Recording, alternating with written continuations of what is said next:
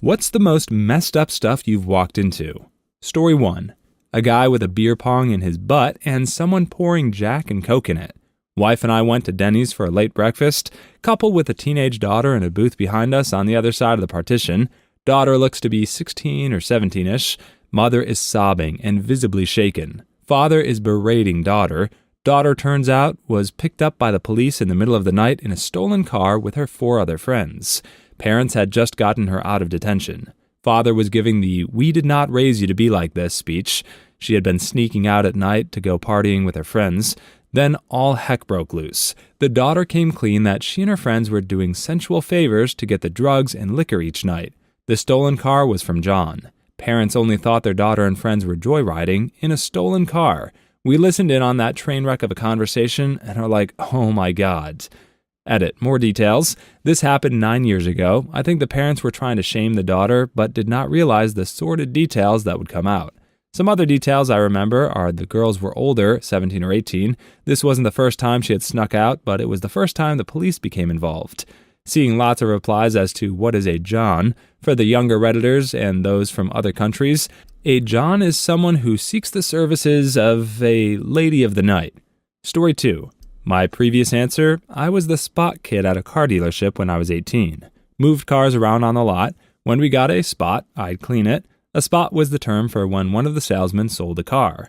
I'd also clean up trade-ins and some other vehicles when I got a chance. We took in one of those big butt conversion vans on a trade.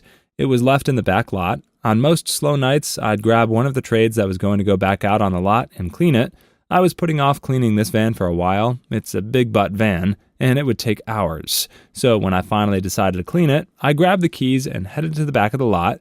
Open the door, there's 2 of the male salesmen going at it in the crummy pull-out beds, while the female sales manager watched from one of the swiveling captain's chairs.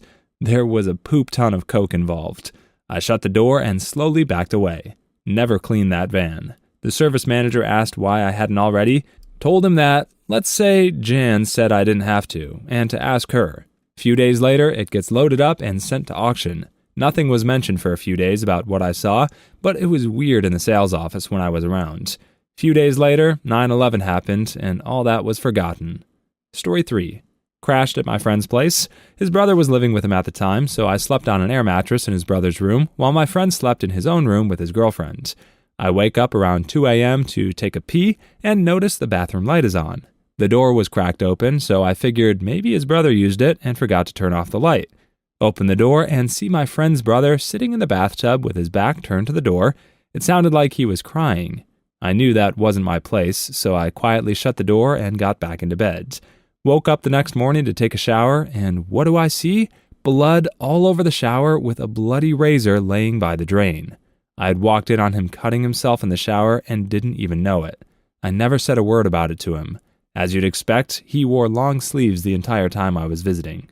Story 4. I used to work as a security guard and got some patrol shifts one weekend to secure a bunch of secondary schools and elementary schools nearby. School vandalism is very common on the weekend between prom and graduation. I was doing a patrol through an elementary school yard at around dusk, 8 p.m., and came upon a girl giving a bejesus to a guy on the swing set. Both kids are maybe 16 or so.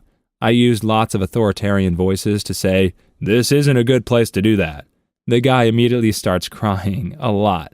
The girl panics and just runs off, leaving the guy with his pants down. He won't stop crying, like bawling and snot all over the place crying. I end up spending a very long time calming him down before escorting him off of school property. I never called the police or filed a report.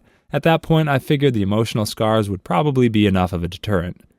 Story 5. I was delivering a parcel to a business in a remote location. Walked in and found a naked chick throwing cucumbers at an elderly gentleman's spread butt cheeks. She saw me and told me to wait a second while she threw 2 or 3 more. It appeared as though she was trying to javelin them into his crinkly old brown eye. Then she came over, signed, and went and started collecting the cucumbers. The old guy shouted, "Thanks." There must have been 30 cucumbers on the floor. Later that day, I delivered a parcel to a guy that was in the middle of being arrested. The cops let him sign, though, and he told me it was a dill pickle dough for the cop's wife, and the cop replies that if he didn't shut his mouth, he'd shove the box up his butt. It was a great day, and I still think fondly of that old man and his baggy poop piece. Story 6. When I was in college in Texas, I lived in an apartment-style dorm. Had 2 bedrooms on each side that shared a bathroom and shared living room and kitchen. Me and a friend were walking back from our class that got canceled, and we walked in on my roommate jerking it on the couch in the living room to some old-school VHS porno on the TV. It gets better. He had his cowboy hat on, cowboy boots on, and had his leg hiked up in the air and was grabbing his dong from under his thigh, like reaching back to front and jerking it that way. Also, he was probably close to 300 pounds. Never sat on that couch again, and changed rooms at the end of the semester. Edit, for those asking, he paused and me and my friend just turned around and walked out. No clue what he did after that. Story 7. I used to work in a prison. It's a British female prison, and I was a male officer. At lockup time, I was getting everyone back to their cells, mainly by ineffectively shouting at the woman, but slowly they were getting banged up for the night. I walked in this one cell to check, and on the floor were 2 women inserting a 2-liter full Coke bottle into the other, fat end first. The inserters were about 25, and the receiver 50. I just noped out of there, came back 5 minutes later, and everyone was back in their own cell with just the receiver sitting watching TV in her own cell. Not a word was said by me or them. Locked everyone away and never told anyone except my wife when I got home. And she was like, yeah, well, you can fit a baby out that way. A Coke bottle isn't that much wider. Story 8. My uncle was driving me to school, so I went to his house in the morning. He and his wife were fighting in the living room, and I guess he didn't see me walking in because he proceeded to take spare change out of his pocket, count it, and give it to his angry wife, saying, "If it's so terrible to be married to me, here, catch a bus to insert here common bridge to commit seppuku in my city, and jump. And I won't give you money for the ride back because you won't need it." His exact words don't translate perfectly, but that is close enough. Then he took his keys, jacket, and my hand and stormed out. The wife had the most indignant look on her face. Story 9. When I was 6 years old, I lived with my mom in a single-wide trailer out in the country. One night, she sat me down for dinner in front of the TV and gave me a big hug, then walked into her bedroom and closed the door. Shortly after that, I heard the loudest boom I had ever heard in my life come from her room. I got up and opened the door to her bedroom to find my mom with her head blown off. I'm 34 now, and it still pains me to talk about this, but it is by far the most effed up shit that I've ever walked into. Story 10. When I was young, I was at my grandparents' ranch. My grandma told me to go out and help my granddad. He was in the barn with a cow berth and had been there for a while. I walked out to the completely quiet barn to see him looking down in either disgust or sadness. I walked around to see the most disgusting thing. The baby was already dead inside the mom and had ruptured during the birthing process. This caused massive shock and prolapse of the cow. I saw a lot of blood, a smell I will never forget, and the decaying face of a baby cow never born. Story 11. Not me, but my brother told me this. My brother is blind, and so is his friend. Let's call him Kenny. Kenny lived with his dad until one day when his dad decided to hang himself in the garage. Kenny found him by bumping into him when trying to find him when he got home from work. Was the most effed up thing I ever heard. Story 12. Worked downtown and was on my lunch break. Went to the bathroom before heading back to the office. Walked in on a girl taking a poop in the sink. Before I had arrived, she must have pooped and smeared it all over the mirror. She kind of hissed at me when I walked in. I got the heck out of there and told security. Story 13. Got a message from a friend of my then-girlfriend.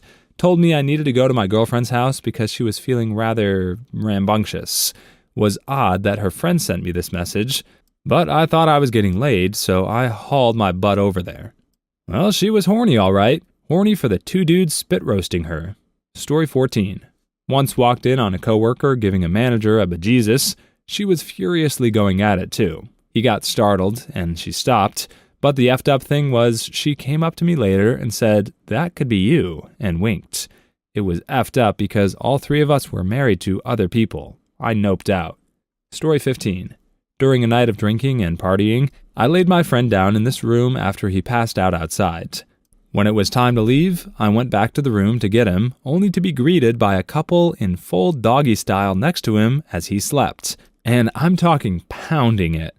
Story 16. Heard a bang in my kitchen and walked in to find that my roommate slipped and cracked his head open. So much blood. He was out cold. He's fine though, a few staples, and he was just as dumb as before, so no biggie. Story 17. Walked in on a guy using a Hitachi magic wand on a girl who was origamiing so hard she had pooped herself. Dude was yelling, "Mwahaha," sounding like the mad scientist on Toe Jam and Earl 1. Story 18. Walked in on my mom doing lines of coke at my cousin's apartment on Christmas Eve. Things got real tense after that. I knew my mom was no saint, but my dad got angry at me for finding out. Story 19.